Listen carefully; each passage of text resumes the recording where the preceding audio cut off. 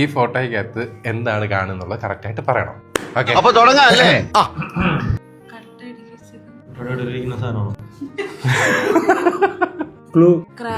ഈ ഒരു സാധനം കണ്ടത് പിന്നെ എനിക്ക് ആ ഫോട്ടോയ്ക്കകത്ത് ഈ ഒരു സാധനം മാത്രമേ കാണാൻ പറ്റൂ. എന്താണ്?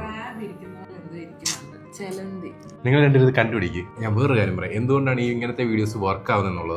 നിങ്ങളും ഈ കാണുന്ന വീഡിയോ കണ്ടുകൊണ്ടിരിക്കുന്ന ആൾക്കാരും ഈ വീഡിയോയ്ക്കകത്ത് എൻഗേജ്ഡ് ആവും.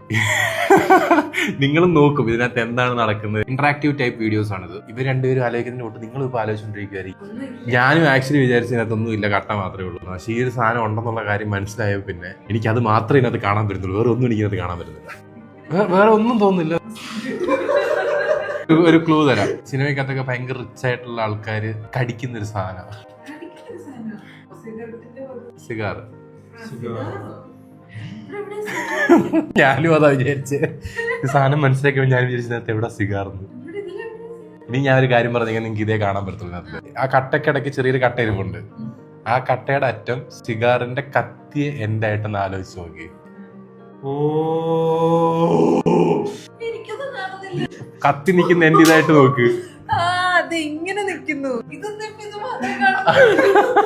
ഇങ്ങനത്തെ കോണ്ടന്റുകൾ ചെയ്തു കഴിഞ്ഞാൽ നിങ്ങൾക്ക് കാണുന്ന ആൾക്കാരെ എൻഗേജ് ചെയ്യിപ്പിക്കാം, വ്യൂസും കിട്ടും, ഡിസ്ട്രിബ്യൂഷൻ നടക്കും.